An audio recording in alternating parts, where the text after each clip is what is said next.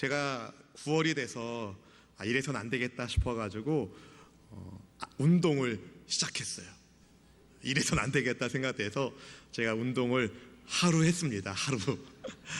근데 제가 미국에 있을 때 함께 교제하는 분들이랑 학교 테니스장에서 테니스를 자주 쳤거든요. 일주일에 한 번씩 쳤는데 어느 날 하루는 공이 너무 잘 맞는 거예요. 여기 가서 맞으니까 탁 넘어가고 저기 가서 치니까 또 탁 넘어가고 너무 신이 나서 그렇게 게임을 하고 있는데 이 테니스 운동이 좌우로 많이 움직이게 되거든요. 근데 공을 딱 치는 순간에 뭔가가 끊어지는 소리가 제 귀에 들립니다. 알고 보니까 제 종아리 근육이 나간 거예요. 하고 쓰러졌는데 일어날 수가 없겠더라고요.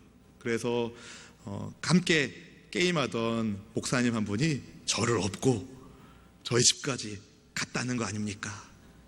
다행히 이 종아리 근육은 여러 개로 연결되어 있기 때문에 하나 정도 끊어지면 한 달 반쯤 지나면 아물게 되어 있어요. 다행히 의료비를 많이 지출하지 않고 자가로 제가 치료했던 경험이 있습니다. 여러분, 다리가 불편하니까요, 불편한 게 한두 가지가 아니에요. 한두 가지가 아니에요. 근데 여러분, 오늘 본문에 보니까 날 때부터 두 다리로 일어서지 못했던 한 사람의 이야기가 등장하게 됩니다. 그는 고침받기 이전에 구걸로 자기 인생을 연명하던 사람이었어요. 본문 2절 말씀은 우리에게 이렇게 이야기합니다. 함께 읽어볼까요? 나면서 못 걷게 된 이를 사람들이 메고 오니 이는 성전에 들어가는 사람들에게 구걸하기 위하여 날마다 미문이라 하는 성전문에 두는 자라. 여러분, 이 사람은요, 그의 인생이 처음부터 40년에 이르기까지 아무런 소망이 없었습니다. 사도행전 4장 22절 기록에 따르면 이 사람의 나이는 대략 40세쯤 된다고 이야기하고 있으니까 여러분, 40년이 넘는 세월 동안 한 번도 자기 힘으로 일어나 본 적이 없는 장애를 가진 이 사람, 다른 아이들이 뛰어노는 모습을 보며 얼마나 부러워했을까요? 사춘기 시절에 내 저주받은 두 다리를 보면서 얼마나 낙심을 했을까요? 가정 형편도 좋은 게 아니었어요. 그는 구걸해야 먹고 살 수 있었습니다. 때때로 꿈속에서 멀쩡한 두 다리로 뛰는 장면을 꾸었을지도 모릅니다. 그런데 아침에 눈을 뜨면 비정한 현실을 마주하게 되죠. 40년 동안 다리를 쓰지 못했으니 근육이라곤 찾아볼 수 없을 만큼 마른 장작개비 같은 두 다리, 저주받은 인생, 절망의 현실을 증오하며 그렇게 살지 않았겠습니까? 구걸해야 먹고 사는 이 사람의 이름이 무엇인지 성경은 밝히고 있지 않습니다. 부모님이 지어주신 이름 대신에 성전 미문에서 구걸하는 사람, 구걸하는 거지 혹은 앉은뱅이로만 알려져 있는 이 인생, 비참하기만 합니다. 그런 그에게 사람들이 던져주는 몇 푼 안 되는 돈이 유일한 소망이었어요. 그래서 그는 사람들이 많이 다니는, 사람들의 도움을 받아서 사람들이 많이 다니는 성전 미문에 앉아서 구걸을 했습니다. 성전에 찾아오는 이들의 신심에 기대어 조금이라도 더 수익을 얻기 위해서 말입니다. 그때에 예수님의 제자 베드로와 요한이 제9시 기도 시간에, 우리 시간으로는 오후 3시 기도 시간에 성전에 올라가고 있었어요. 앉은뱅이 거리니 성전에 들어가는 그들을 보고 한 푼만 주세요, 한 푼만 주세요. 웃으시는 분들은 마음이 너그러운 분인 줄 압니다. 그렇게 구걸을 했어요. 본문 3절 말씀을 함께 읽어볼까요? 그가 베드로와 요한이 성전에 들어가려면 보고 구걸하거늘. 네, 성전에 들어가려는 베드로와 요한에게 구걸을 하는 겁니다. 성령의 사람 베드로와 요한은 이 거리는 그냥 지나칠 수가 없었어요. 하나님께서 주신 어떤 마음이 있는 거죠. 그래서 베드로와 요한이 함께 그 사람을 향하여 주목하여서 이렇게 말합니다. 우리를 보라. 우리 본문 4절 말씀을 읽어볼까요? 베드로가 요한과 더불어 주목하여 이르되 우리를 보라 하니. 네, 이 앉은뱅이 거리는요, 우리를 보라라는 소리를 듣자마자 뭔가 주려나 보다, 혹시 뭔가 주려나 보다라는 기대를 가지고 베드로와 요한을 쳐다봅니다. 5절 말씀 읽어볼까요? 그가 그들에게서 무엇을 얻을까 하여 바라보거늘. 여러분 한번 이 장면을 상상해 보십시오. 어떤 표정으로 이 안진뱅이 거린이 베드로와 요한을 쳐다보았을까요? 자기가 지을 수 있는 가장 불쌍한 표정으로, 가장 불쌍한 몸짓으로 베드로와 요한을 쳐다보았을 것입니다. 그때 베드로가 놀라운 선언을 하는 거예요. 본문 6절 말씀을 읽어보겠습니다. 베드로가 이르되 은과 금은 내게 없거니와 내게 있는 이것을 내게 주노니 나사렛 예수 그리스도의 이름으로 일어나 걸으라 하고 아멘. 여러분, 무엇을 얻을까 기대하고 있었던 이 안진뱅이 거린에게 단 한 번도 그가 듣지 못했던 소리를 합니다. 돈 몇 푼 던져주면서 덕담 몇 마디 하는 사람은 있었을지 모르겠지만 한 번도 그에게 일어나 걸으라고 말한 사람이 없었거든요. 근데 베드로가 이렇게 말하는 거예요. 음과 금은 내게 없지만 내게 있는 것을 당신에게 주니 예수님의 이름으로 일어나 걸으십시오. 이것을 조금 더 이해하기 쉽게 풀어서 말한다면 이렇게 말한 겁니다. 당신이 원하는 돈은 우리에게 없지만 당신에게 가장 필요한 것을 우리가 주겠소. 그것은 바로 당신의 인생을 굴레 씌우고 있는 이 모든 어둠의 결박을 끊어내시는 예수 그리스도의 이름으로 일어나 걸으는 것이요. 자, 내 손을 잡고 일어나 걸으시오. 선포합니다. 선포합니다. 그러자 어떤 일이 일어납니까? 우리 7절과 8절 말씀을 함께 읽어보겠습니다. 오른손을 잡아 일으키니 발과 발목이 곧 힘을 얻고 뛰어서서 걸으며 그들과 함께 성전으로 들어가면서 걷기도 하고 뛰기도 하며 하나님을 찬송하니 할렐루야. 꿈속에서만 상상해봤던 그 일이 일어나는 거예요. 걷기도 하고 뛰기도 하며 하나님을 찬미한다. 40년의 세월 동안 무늬만 다리였는데 전혀 다리라고 말할 수 없었던 그 거린의 발과 발목에 힘이 들어가게 되고 자리에서 일어나고 걷기도 하고 뛰기도 하며 하나님을 찬양합니다. 여러분, 이거는요 그야말로 기적입니다. 여러분, 한 달만 걷지 말아 보십시오. 버떡 일어나다가 쓰러집니다. 근육이 축소되고 힘이 들어가지 않으니까.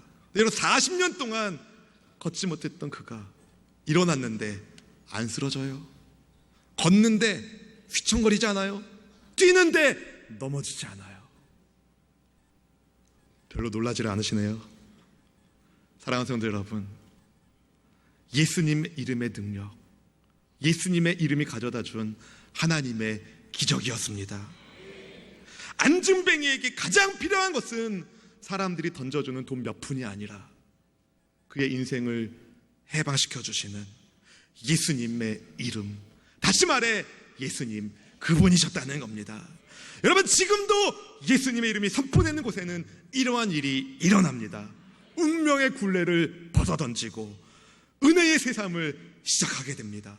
하나님의 놀라운 은혜 속에서 예수님의 이름을 믿는 이들은 절망의 늪에서 소망의 자리로, 사망의 골짜기에서 생명의 자리로 옮겨지게 됩니다. 할렐루야! 예수님의 이름을 찬양합니다.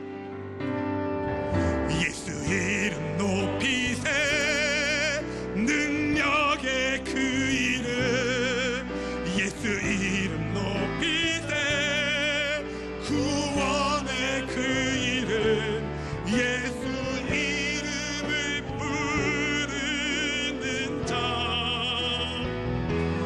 예수 이름을 믿는 자, 예수 이름 앞에 나오는 자 복이 있도다. 예수 이름 높이세. 다시 한번 선포합시다.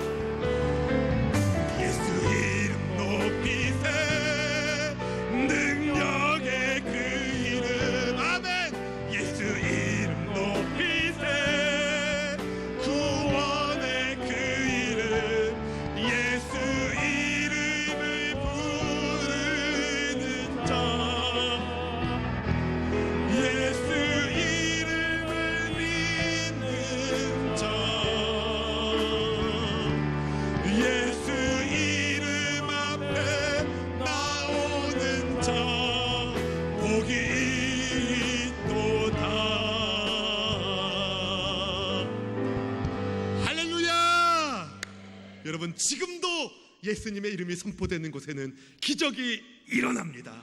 기적이 일어납니다. 여러분에게 예수님이 함께 하시니, 예수님의 이름이 여러분과 함께 하시니 염려하지 말고 도전하시기를 주님의 이름으로 축원합니다.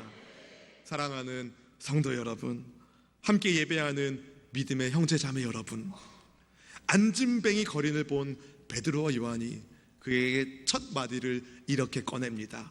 우리를 보라.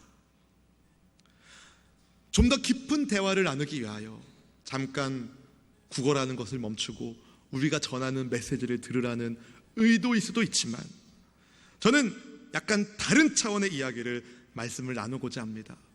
베드로와 요한은 부활의 예수님을 믿는 예수님의 증인이었습니다. 그렇지만 이들도 역시 한때는 안진뱅이가 겪고 있는 영혼의 어두움에 깊이 빠져 있었던 순간이 있었습니다. 그들은 부활의 예수님을 만난 이후에야 완전히 새로운 출발을 하게 되었습니다. 베드로와 요한이 이 안진뱅이 거지 형제에게 당신도 예수님 안에서 우리처럼 새로운 삶을 시작할 수 있습니다 라는 진리를 전하기 위하여 베드로와 요한이 우리를 보라라고 말한 것은 아닐까요? 여러분, 사도들이 말한 우리는 누구입니까? 첫째로 절망의 자리에서 일어난 우리입니다. 절망의 자리에서 일어난 우리. 안진뱅이 거린이 구걸하는 장소는 예루살렘 성전 문 가운데 미문, 아름다운 문이라고 이름이 붙은 문이었습니다. 그렇지만 그의 인생은 전혀 아름답지 못했어요. 그의 인생은 절망의 한복판에 있었던 아무 소망이 없는 절망의 사람이었습니다. 말씀드린 것처럼 베드로와 요한도 절망의 자리에 주저앉은 적이 있어요. 예수님께서 십자가 위에서 죽으셨을 때, 그때 주님의 제자들은 다 끝났다 생각했었습니다. 그러나 부활의 예수님을 만난 그들은 생각이 바뀌고 삶이 바뀌고 성령의 이끄심 따라 예수님의 증인으로서 부활의 주님을 증거하는 놀라운 사명자들이 되었습니다. 예수님의 십자가 죽음이 우리를 구원하기 위한 하나님의 계획인 것을 깨닫게 되었고, 부활의 예수님 안에서 산 소망을 갖게 되었다는 겁니다. 절대 절망의 자리에 주저앉았던 그들이 절대 희망의 예수님을 증거하는 예수님의 제자가 된 것이죠. 오순절 날에 성령께서 강력하게 임하셨을 때에 이들은 부활의 예수님을 담대히 선포합니다. 그분의 이름을 전합니다. 왜냐하면 예수님만이 절망의 자리에 주저앉은 이들에게 유일한 소망이 되시는 구원자가 되시기 때문에, 날 때부터 안진뱅이였던 이를 이 두 사도가 보았을 때에 이들은 절망의 늪에서 허우적거리는 불쌍한 영혼을 본 것입니다. 그리고 그에게 소망의 주님을 증거하라는 성령님의 이끄심을 강하게 느낀 거죠. 그래서 우리를 보라고 말한 다음에 손을 내밀어 명령하며 잡아 일으키며 예수님의 이름으로 일어나 걸으십시오 선언한 겁니다. 예수님 안에서 새로워진 우리를 보면서 예수님 안에서 소망 가운데 일어난 우리를 따라 일어나라고 말씀을 증거한 겁니다. 무기력하게 주저앉았지만 모든 소망을 잃어버렸으나 부활의 주님 만남으로 모든 것이 변화된 우리. 할렐루야! 여러분, 소망의 주 예수님으로 인해 여러분은 얼마나 변화된 인생을 살고 계십니까? 예수님의 소망 되심이 나와는 상관없어, 나는 절망의 자리에 있을 뿐이야 라고 낙심하는 분이 혹시 아니 계십니까? 혹시 날 때부터 안진뱅이였던 이 거린처럼 할 수 없어, 아무것도 안 돼, 저주받은 인생, 그렇게 실망하고 낙심하고 계시지는 않습니까? 사랑하는 성도 여러분, 죽은 자도 다시 살리시는 전능하신 주님을 다시 바라보시고 예수님의 이름으로 일어나십시오. 예수님의 이름으로 일어나십시오. 주님의 인도하심을 받으십시오. 사실 안진뱅이가 성전 미문에 앉아있는 것도, 베드로와 요한이 다름도 많은데 성전 미문으로 기도하러 들어가는 것도 하나님의 인도하심이 있었던 겁니다. 여러분이 모르는 사이에 하나님은 여러분을 향한 선하신 계획대로 여러분의 삶을 인도하기를 원하십니다. 우리가 바라볼 것은 환경이 아니라 소망의 주님이십니다. 두 번째로 사도들이 말한 우리는 누굴까요? 바로 예수님을 믿는 우리입니다. 예수님을 믿는 우리. 여러분, 베드로와 요한은요, 가진 게 없었어요. 안진뱅이 거린을 보았을 때 내가 가진 게 없는데 미안합니다, 죄송합니다 하고 그냥 지나갔으면은요, 이 안진뱅이가 일어나는 기적 이후에 솔로몬의 행각에서 예수님의 복음을 증거함으로 수많은 사람들이, 5,000명의 사람들이 주님께로 돌아오는 기적은 일어나지 못했을 것입니다. 베드로와 요한은 물질적으로 가진 것은 별로 없었으나 안진뱅이 형제의 근본적인 문제를 해결할 수 있는 분이 그들과 함께 하심을 알고 있었습니다. 예수님을 믿는 믿음을 가지고 그 믿음으로 그 형제에게 선포한 겁니다. 여러분, 사람들은 돈이 없다고, 은이 없다고, 금이 없다고, 할 수 없다고 말합니다. 돈이 없다고 낙심하며 절망합니다. 여러분, 그러지 마시고 여러분의 있는 예수님을 믿는 믿음으로 도전하십시오. 도전하십시오. 돈이 없는 게 문제가 아니라 믿음 없는 게 문제입니다. 돈보다 귀한 예수님 믿는 믿음이 있으니까 염려하지 말고 절망하지 말고 다시 일어나십시오. 그리고 여러분에게 이미 천국 열쇠가 있다는 사실, 기도의 무기가 있다는 사실을 잊지 마십시오. 예수님께서 요한복음 14장 13절 14절에서 이렇게 말씀하셨습니다. 함께 읽어볼까요? 너희가 내 이름으로 무엇을 구하든지 내가 행하리니 이는 아버지로 하여금 아들로 말미암아 영광을 받으시게 하려 함이라. 내 이름으로 무엇이든지 내게 구하면 내가 행하리라. 아멘. 예수님의 이름으로 기도할 때, 믿음을 가지고, 예수님 믿는 믿음을 가지고 예수님의 이름으로 기도할 때에 반드시 주님은 응답하여 주십니다. 베드로와 요한은 제9시 기도 시간에 기도하러 성전에 올라갔습니다. 이것은 그들이 예수님의 분부에 따라서 기도하는 삶을 살고 있었음을, 예수님 믿는 사람이라면 이렇게 기도하는 삶을 살고 있었음을 보여주는 장면이기도 합니다. 여러분, 예수님의 이름으로 기도하지 않으면서 예수님을 믿는 사람이라고 말할 수 없습니다. 예수님의 이름을 믿는 사람들, 예수님을 믿는 사람들은 주님의 이름으로 기도하는 기도의 사람입니다. 주님께서도 제자들에게 기도할 것을 당부하셨어요. 누가복음 18장 1절 말씀을 함께 읽어볼까요? 예수께서 그들에게 항상 기도하고 낙심하지 말아야 할 것을 비유로 말씀하여. 아멘. 항상 기도하고 낙심하지 마십시오. 낙심하여 주저앉지 마시고 기도하여 일어나십시오. 예수님을 믿는 믿음으로. 아멘. 예수님을 믿는 믿음으로 기도하지 않으면 시험에 빠집니다. 시험에 빠지면 믿음이 무너집니다. 예수님께서 누가복음 22장 46절에 이렇게 말씀하셨죠. 함께 말씀을 읽어볼까요? 이르시되 어찌하여 자느냐, 시험에 들지 않게 일어나 기도하라 하시니라. 아멘. 여러분, 기도하면 믿음이 더 굳세지고, 믿음이 굳세지면 어떤 환경에서도 굳건하게 설 수 있습니다. 그리고 주님은 믿음의 간구에 응답을 주십니다. 응답을 주십니다. 예수님을 믿는 믿음으로 기도하시고 응답받는 기적의 사람들 어디 있나요? 할렐루야. 여러분, 한 분 한 분이 예수님을 믿는 믿음의 사람으로 기적의 인생이 되기를 주님의 이름으로 축원합니다. 축원합니다. 축원합니다. 세 번째로 사도들이 말한 우리는 누구일까요? 한 영혼을 귀히 여기는 우리입니다. 한 영혼을 귀히 여기는 우리. 오순절날 성령께서 제자들에게 강력하게 임재하시고 하나님께서는 주님의 제자들을 통하여 수많은 사람들이 예수님께로 돌아오게 하셨어요.